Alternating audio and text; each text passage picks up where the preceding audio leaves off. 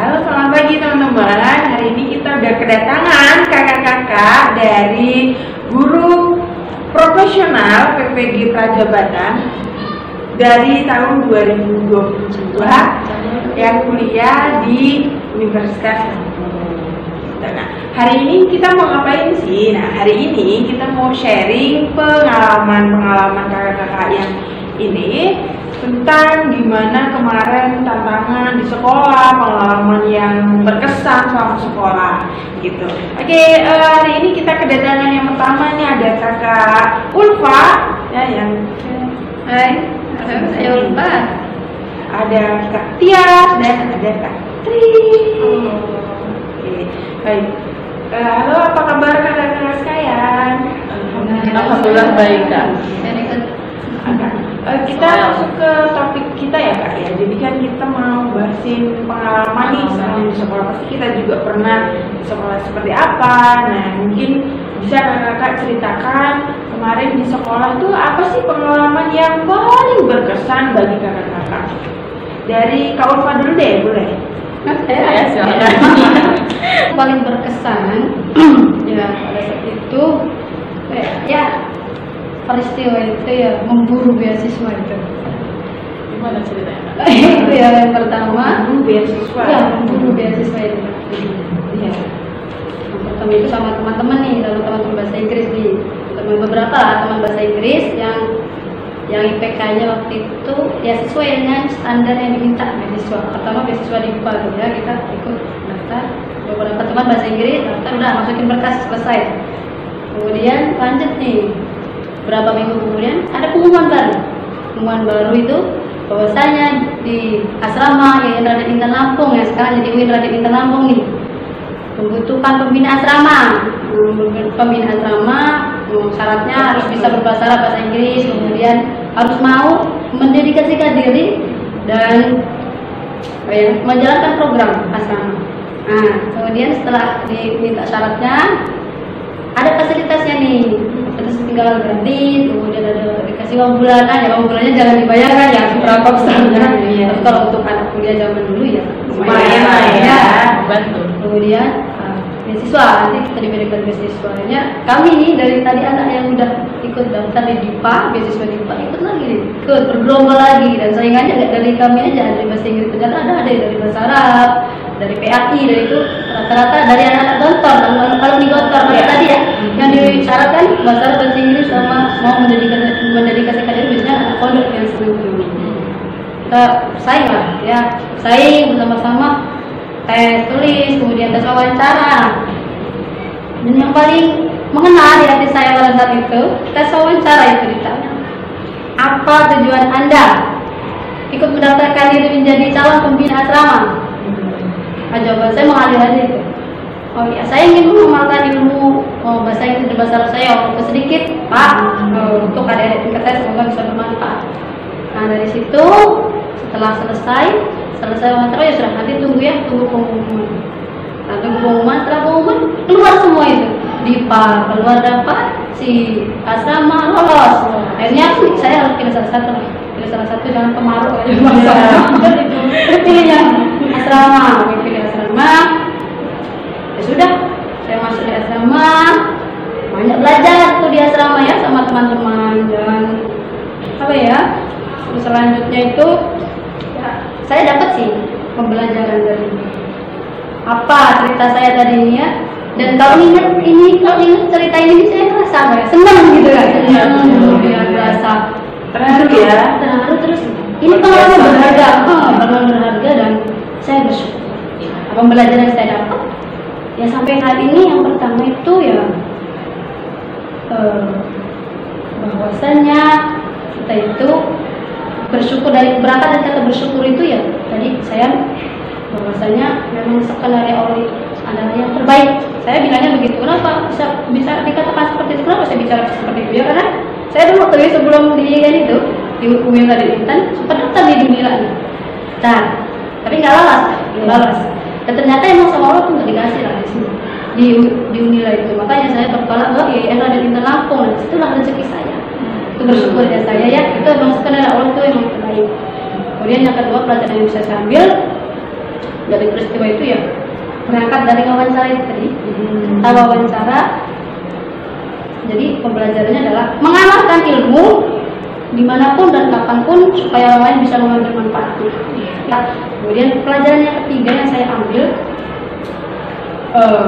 kita kalau punya harapan, cita asa, keinginan teruslah diwujudkan. Kita terus gali, kita terus usahakan, kita dapatkan ya. Sekali lagi walaupun itu kembali lagi ke sekedar Allah ya, kembali lagi ke takdir Allah. Tapi ya teruslah berusaha. Kalau dikaitkan sama konflik nyata saat ini ya banyak lah ya. Saya daftar di mana-mana, waktu itu daftar PNS mana-mana nih, daftar PNS kejebol, ini ya. Tetap aja saya terus berusaha wujud konkret saya sampai saat ini ikut nih ke PPG Prajabatan, dikasihnya sama Allah ya. PPG Prajabatan ini yang itu dulu itu emang bukan rezeki saya, terus kenapa harus seperti itu.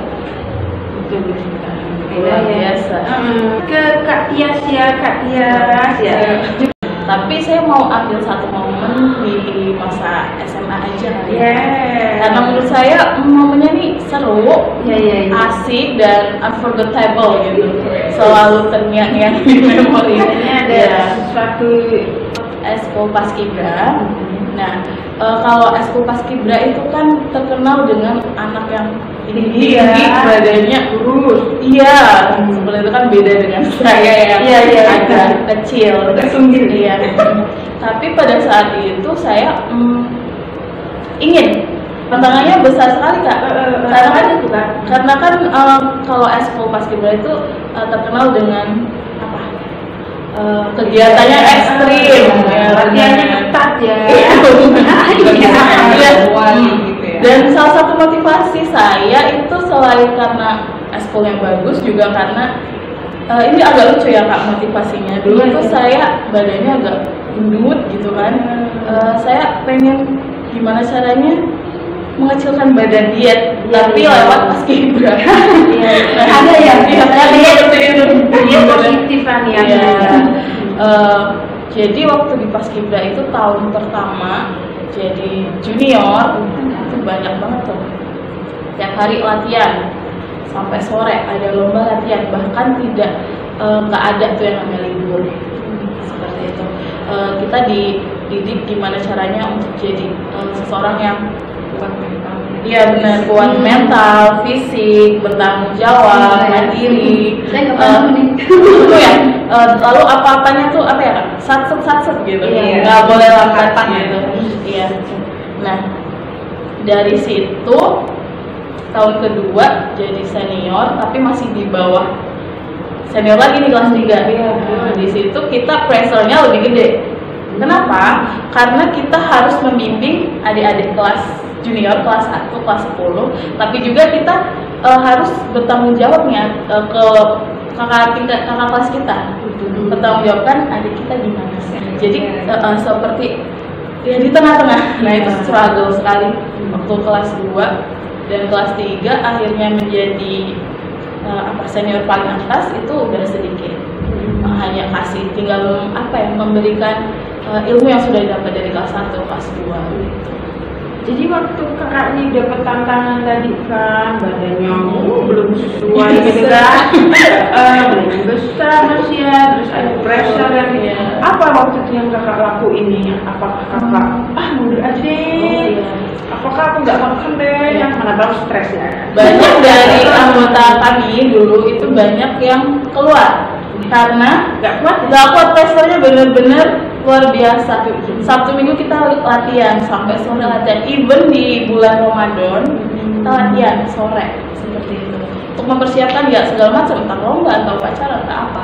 Tapi pada saat itu kalau di Paskibra itu kan kekeluargaannya ya Kak ya yang kuat, itu keluarganya kuat. Nah dari situ saya berpikir ini keluarga saya, ini ada mereka yang ada buat saya waktu saya down, dan prinsip saya itu kalau sudah masuk ngapain keluar seperti itu. Jadi saya udah maju terus. Udah bahasa sekalian celup. Iya benar. Iya.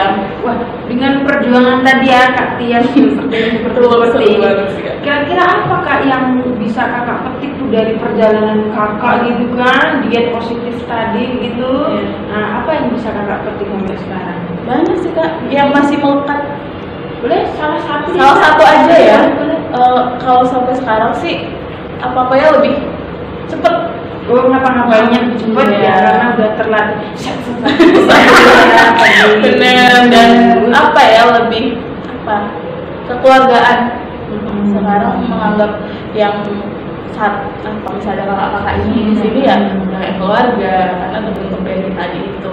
Jiwa sosialnya Benar, meningkat ya seperti itu. Terus kakak Tri ya kan yang akan menceritakan tentang pengalamannya juga. Boleh nih kak, di mana kak mau cerita?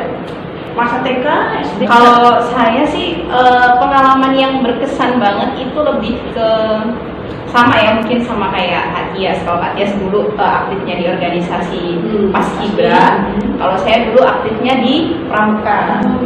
Jadi dari SD udah Pramuka, SMP Pramuka. Nah SMP ini lumayan banyak pengalamannya di Pramuka karena dulu sempat ikut LT, sempat ikut kemah perkemahan Cinta Bahari lah. Kalau di Tatanus itu kan ada SUPM ya, mungkin sebagian orang tahu lah SUPM itu apa. Nah SUPM itu biasanya ngadain perkemahan Cinta Bahari yang dikelola oleh TNI AL gitu.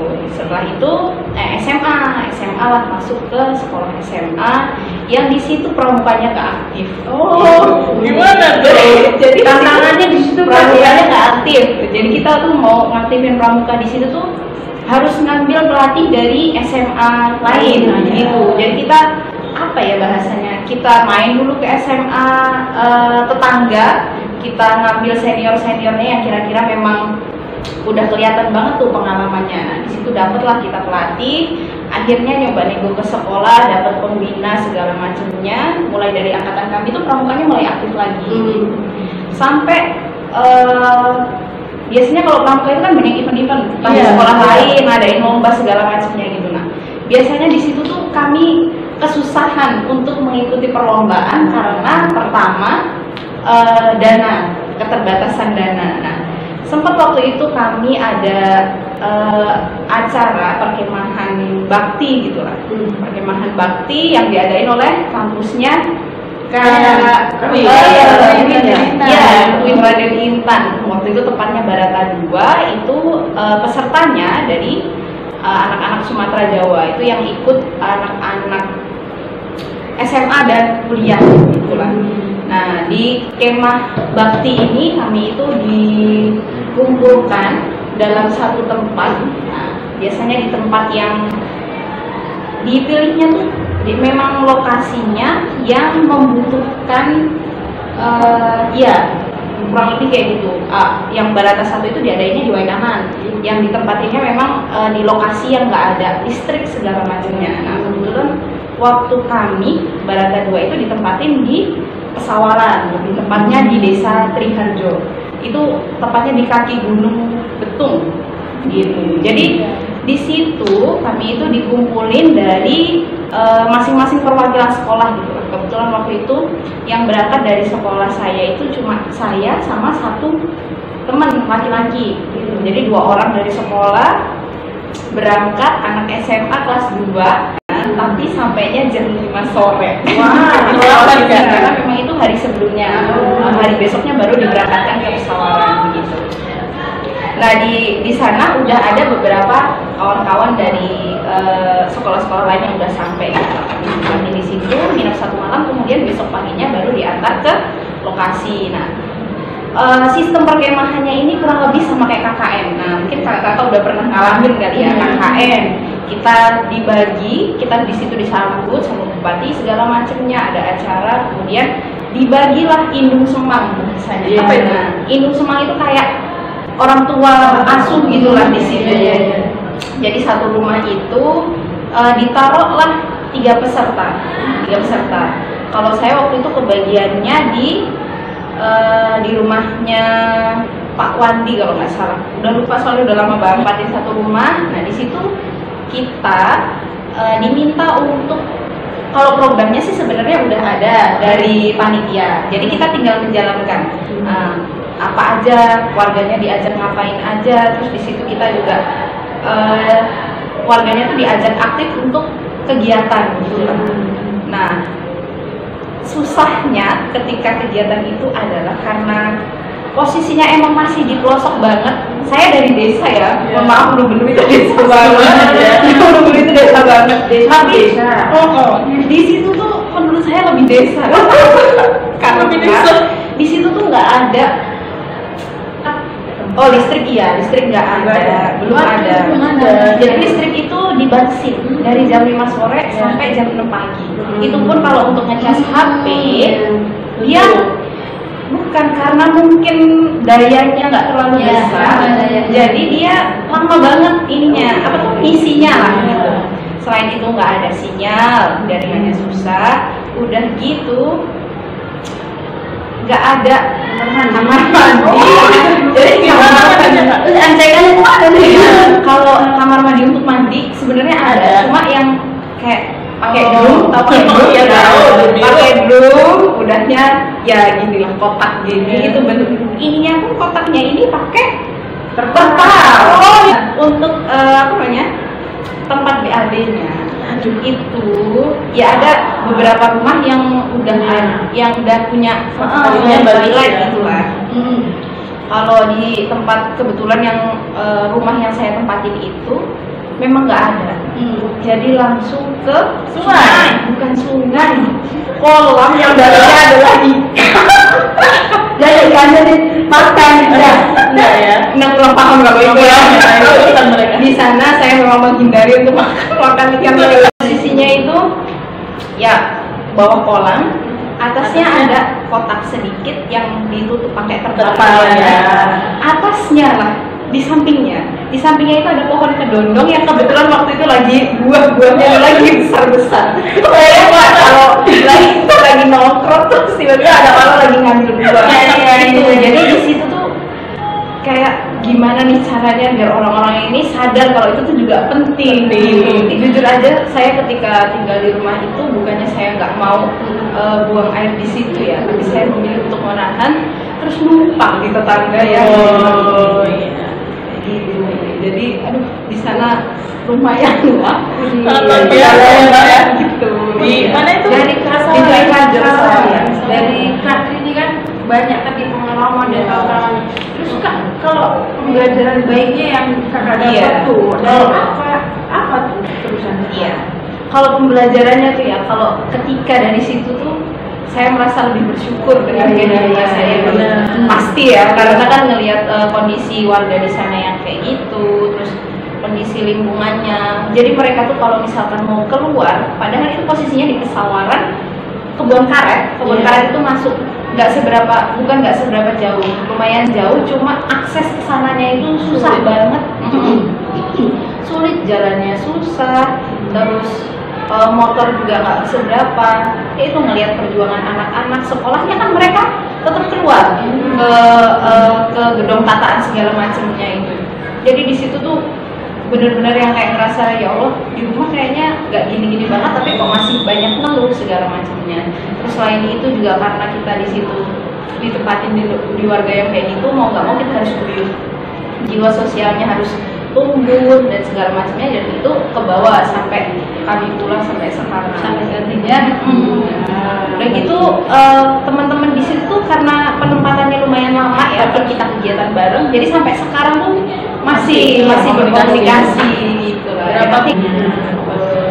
Ternyata hari ini ya teman-teman, kita dapat simbolin tadi bahwa dari Bu Ulfa tuh kalau kita punya cita asa jangan menyerah.